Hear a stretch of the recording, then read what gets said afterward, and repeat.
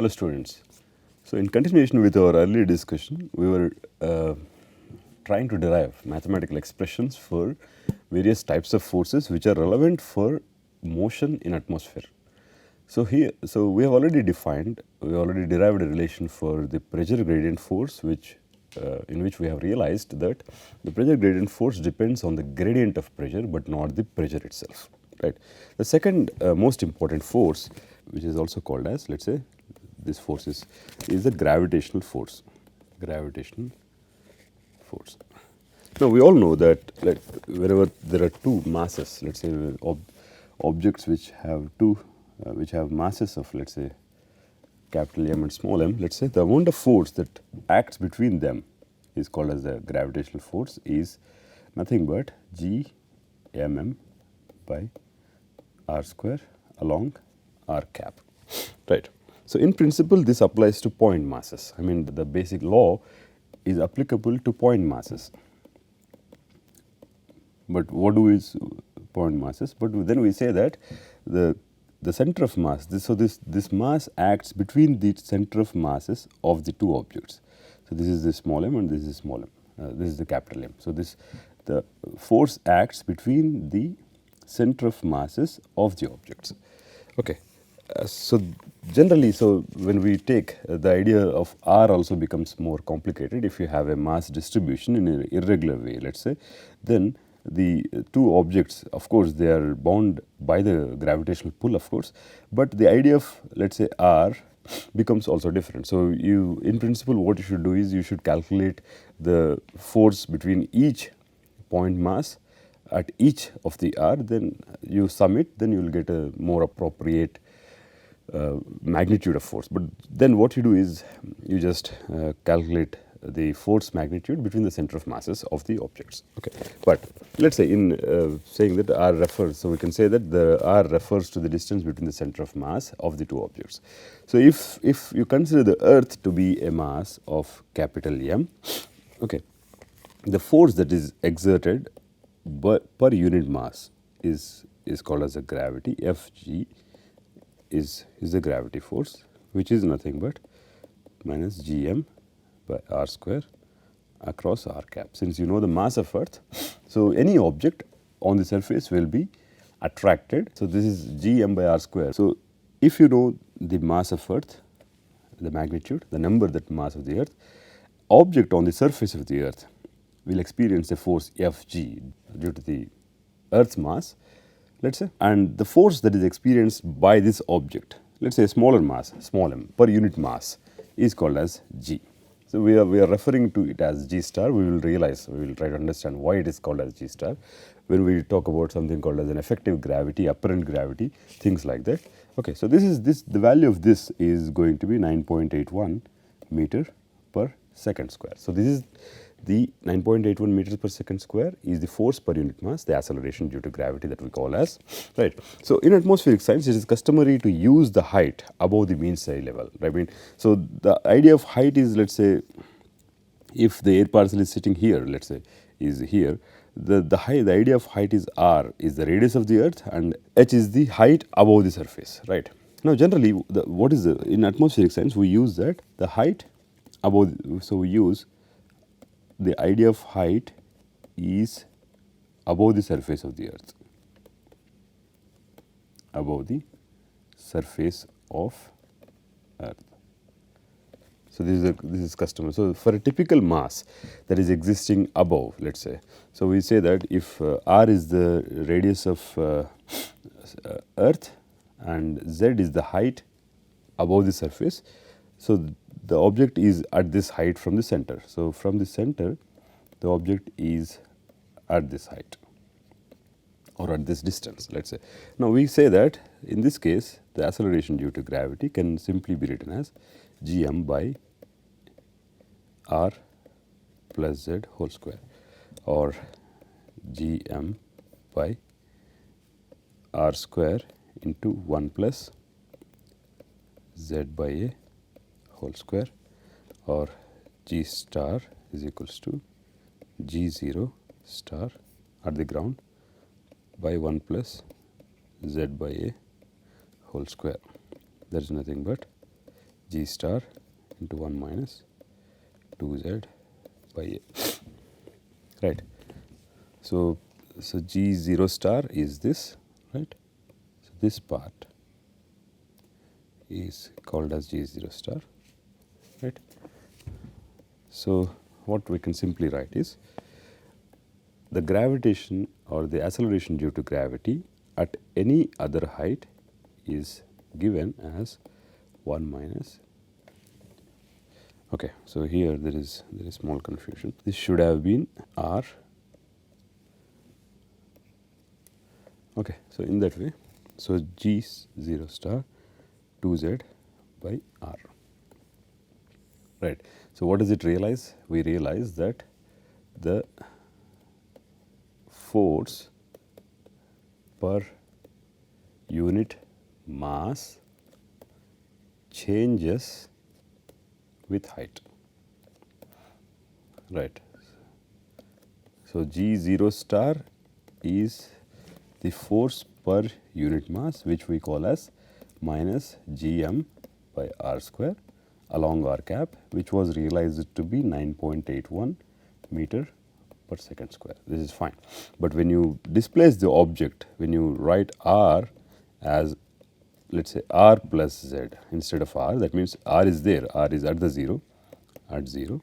So when you put an object at a height z above r, we will realize that it will change by this, right. Now what does it mean? I mean, if you have the Earth's atmosphere as an envelope surrounding the Earth, let us say, in that case, what most importantly, you will see that the acceleration due to gravity at the height 0 and at any other height will be different. So g star and g 0 star. So what is the highest? G 0 star is the highest. The maximum magnitude of acceleration due to gravity will be at the surface, right. Now that means that, so any object at any height will experience a force towards the surface. What is the driving mechanism for this force to be pulled? It is the mass of the Earth. That means the Earth's mass creates a force by the gravitational effects that this mass will be pulled towards the Earth, right. Now very important concept that you will have to understand here is that, let us say you take the surface of the Earth, you consider an air parcel to be here, right. That means that this air parcel certainly has some mass, right, has some mass, and this air parcel is drawn towards the Earth due to Fg per unit mass, right.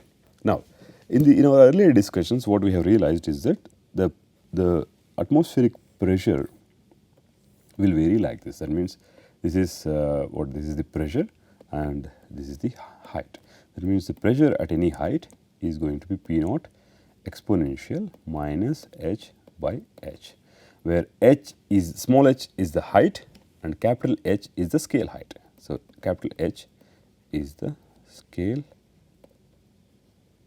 height, right. Now what is the idea? What I am trying to do is, so we are talking about forces here. I mean, what type of forces are existing or governing the movement of air in the Earth's atmosphere, because Earth's atmosphere is a gaseous envelope. We do not talk about any solid objects here, right.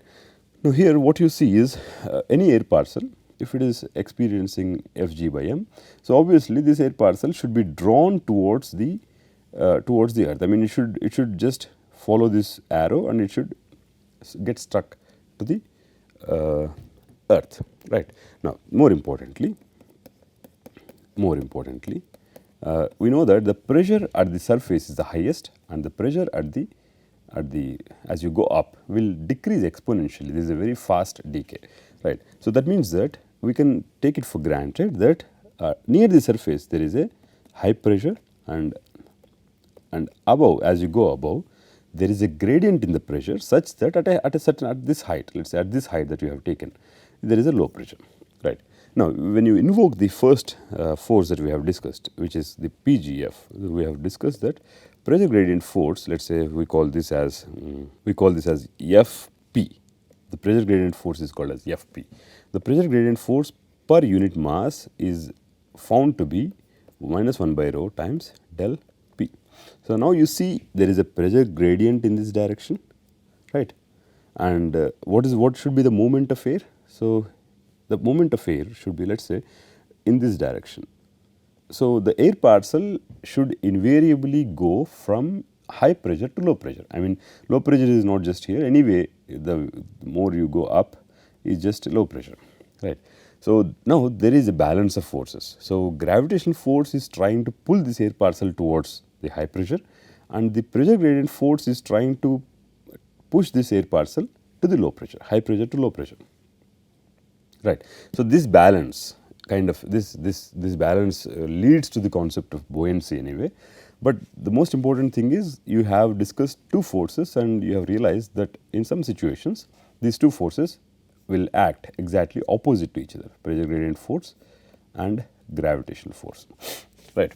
So these two forces will try to bring a balance in which the air parcel will probably be not displaced towards the low pressures. I mean, so this is the basic idea though. So the gravity is trying to keep the atmosphere intact. Otherwise, if there is no gravity, then obviously things will just escape. All the air that is stuck by the gravity will just escape into the low pressure. That's it, and the atmosphere will be lost. So this is the basic idea why the atmosphere is held to the planet is because of the restoring force in terms of the gravitational pull of the Earth. Right. So let's say how important is it for us? I mean, now we have realized that there is a gravitational pull by the Earth which builds up a force, and the effect of this force is that the air is drawn or air is attached to the planet. Right. The second effect that is most important is that, so how important? I mean, gravitational force, and this gravitational force changes with this formula. I mean, you have a small value, you have 9.81 times 1 minus something, let's say. Let's call this as x. So as you go up, this x will change. I mean, x will change in such a way that it will increase. So x will increase. So as a result, any value that you are going to put as x will always be less than 9.81. That means the gravitational force, the gravitational pull will be less when you go up in the atmosphere. Right. Now, how are things going to change?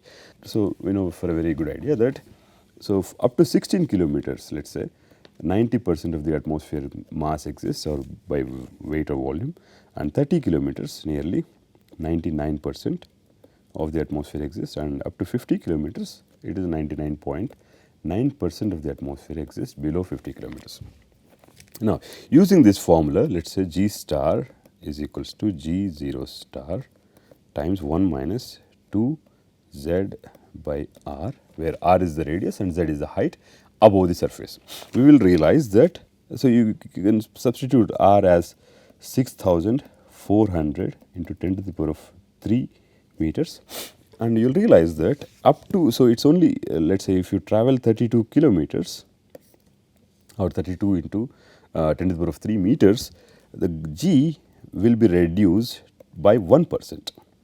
The gravitational force will reduce only by 1% in the first 32 kilometers. Why so small percentage is because of this large number in the denominator. As simple as that. The height to which you have to travel should be very large in comparison to this number. Only then the gravitational change will be much reasonable. So for our understanding, what is important is, so up to 32 kilometers, nothing changes as such. Right. So, why 32 kilometers, you keep your limit here. That means 99% of the atmosphere is existing up to a height in which gravity does not change much. So, for our calculations or for our understanding, we can always say that G is constant. So, if you are performing calculations, let us say several thousands of kilometers, then probably you will have to take into account the way in which G also changes. So, you cannot take G to be a constant in those picture. But for our calculations in the entire atmosphere, 50 kilometers, up to 50 kilometers, nothing changes, and G can be taken as a constant for all the practical purposes. Okay, so this is the basic idea. So now we have realized what is the summary so far is that now we have realized we have a pressure gradient force which acts between low pressure and high pressure. Okay, and the other force is the gravitational force which acts towards Earth, right? Okay, now this what are these two forces are basically basically the body forces. They are body forces, right? So they don't body forces, and they depend on the mass. So simply, I mean, we know that F by m is g star. So there is a mass dependence on the force, and F by m, Fp by m is minus 1 by rho del p. So there is a mass dependence, right? So apart from this, the most important force, the other most important force is the viscous force. Viscous force or viscous force. So what is the idea of viscous force? So viscous force is similar to friction. There is no there is no difference. I mean, you talk about viscous force when you have fluid. What is a fluid? Let's say gas or liquid. Okay. So when you take fluid, you talk about viscous force. So what is the basic idea of viscous force? So in fluid, you take the fluid to be consisting of several layers, and there is an amount of frictional force between these layers of fluid, such that it will resist the movement of fluid. I mean, the fluid resists by the virtue of viscous force. Fluid resists movement. So any real fluid which will demonstrate viscous force will cause it to resist movement. There are other types of fluids where the viscous force tends to be 0 at any particular condition. That's not the subject of matter. Okay. So viscous force causes the fluid to resist the tendency to move. Okay. A layer of incompressible fluid is confined between two horizontal plates separated by a distance L. Let's say, let us consider, for our understanding, let's consider two plates. Force. Now let's consider two plates. What are these? These two are two plates which are separating a fluid. Okay, let's say that this plate is at z is equals to 0 and this plate is at z is equals to L, and there is a fluid in between. Okay, now let us say the top fluid is pushed into motion such that it moves with a velocity, with a constant velocity u naught. Now what is the basic idea? Basic idea is that there is an incompressible fluid in between. So in between this, there is an incompressible fluid between these two plates, where the positions of these two plates are given as z is equals to 0 and z is equals to L. So this fluid cannot be compressed, and on the top of this fluid there is a plate which can be moved, or which is moved along the, let's say, along the x-axis at a constant velocity u naught. Okay. Now how does the things change? Things change. Let's say the layer of is confined between two horizontal plates separated by a distance L. So this is the distance of separation is L, which is obviously indicated here, right? So the lower plate is fixed. So this is fixed. This plate is fixed, and the top plate is set into motion such that it achieves a velocity, it achieves a constant velocity u naught. So viscosity forces the fluid particles that are in contact with this plate also to move with the same velocity. So there are particles, the fluid particles which are in contact with this top plate will also be set into motion, and they will also be trying to reach the velocity u naught. Okay, we will realize that the entire fluid volume that is there inside this will not be able to move at the same velocity. The reason is there is an internal friction in the fluid which will try to dissipate the amount of force that is trying to move the fluid in one direction at a constant velocity. Now, what you have done is you have moved the top plate, and by moving the top plate, you will realize the fluid that is immediately next to the plate will also try to move at the same velocity. As you travel down into the fluid, what you will realize is the velocity with which the fluid will move will decrease as you travel down because of the internal friction. So we will say that the fluid layer that is immediately below the top plate will move with the same velocity and the fluid at the bottom will remain at rest. So, u as a function of the distance or the z coordinate is 0 and u at L is equals to a constant value u naught, and at any point the velocity will be a function of z. So, that means that, so what I have drawn is, so at the top the velocity will be same as the plate, and due to the dissipation of the force that is trying to move the fluid because of the internal friction of the fluid, the velocity at the bottom of the fluid or the bottom layer of the fluid which is in contact with the fixed plate will be 0. So, there is a differential movement of fluid as a function of z coordinate, right. So, now let us say if you, how much amount of force you want to apply. So, let us say if you consider the amount of force, the force that needs to be applied in order to move this fluid, in order to move this plate with a constant velocity u naught will depend on the area of the plate. It will depend on the area of the plate. Will also depend on the velocity with which you want to move the plate. How much amount of velocity? I mean, if you want the plate to be moving very fast, you will have to apply more force. That's it, as simple as that. And it will also proportional inversely, let us say, to over 1 over length. So, length of this fluid column. What it means is that the amount of force that you have to apply, if there is more fluid, there is more amount of frictional force which is trying to oppose the movement. So, obviously, you will need more force, and if there is less fluid, the amount of force will also be less. So, if you include these dependencies, you will write F is proportional to A u naught by L, or in order to get rid of this proportionality, you will say that F is equals to mu times A u naught by L. So, mu is called as the dynamic viscosity coefficient. So, mu is called as the dynamic viscosity coefficient. Okay. So, this F is the amount of force that is required to be applied on the top plate for it to move at a constant velocity u naught. So, for uniform motion for a state of uniform motion, every horizontal layer. Now, let us say if you want this, if you want a steady state for uniform motion, every layer, let us say you separate this into, let us say, so many layers, so many that I can write on this board.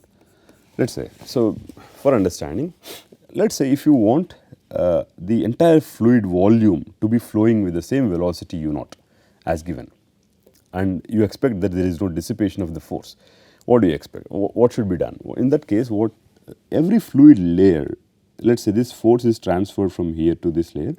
So, without offering any resistance, every fluid layer must push the fluid layer that is below with the same amount of force that the plate pushes it. So, if there is no dissipation in this process, the entire fluid layer so you will say that u at 0 will also be u naught. So, for an equilibrium situation, you will require that every fluid layer will exert equal amount of force on the layer that is sitting below it, but that is an ideal case, if there is no dissipation as such.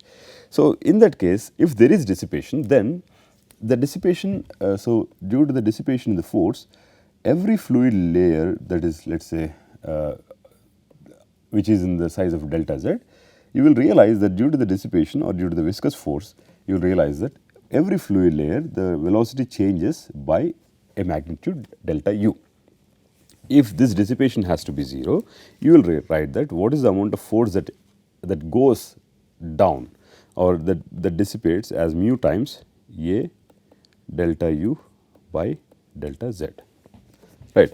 So, this decrease in the velocity is called as a velocity shear. So, due to the dissipation of force, the decrease in the velocity of the fluid layers in the subsequent steps is called as the velocity shear. This is a very important term. Okay. So, the decrease in the velocity is called as a velocity shear across the layer delta z. Okay. So, the viscous force offered by the fluid per unit area is also called as the shearing stress. So, the viscous force that is offered, so what is offering the viscous force? Viscous force offered, what is offering the viscous force? Offered by the fluid per unit area is called as shearing stress, which can be defined as which tau zx. So, here the fluid column is in the z direction and the displacement is trying to happen along the x direction. So, this is the convention. So, which can be defined as limit delta z tends to 0 mu times delta u by delta z is equals to mu times dou u by dou z. So, this is what is this per unit area. So, we got rid of the unit area. So, the viscous force, so force is m a delta u by delta z per unit area is called as the shearing stress. Okay. Okay. So, now that we have defined the shearing stress, so we will try to see how the force can be written in this picture. So, in order to, let us say, in order to understand what is going on. So, now, so shearing stress is the result of net downward movement of transport of momentum. Now, so here the particles that are close to the plate above are traveling with a higher velocity, obviously, right? They are traveling with a higher velocity. So, they will have more momentum, obviously, momentum, the P will be high, and the particles which are close to the lower plate are traveling with a small velocity. So, there is a lower momentum. So, there is a momentum transfer, of course. So, shearing stress is the result of net downward transport of momentum by the random molecular motions. So, molecules are moving across this fluid. So, shearing stress, what is shearing stress? Force per unit area. Shearing stress is a result of net downward transport of momentum.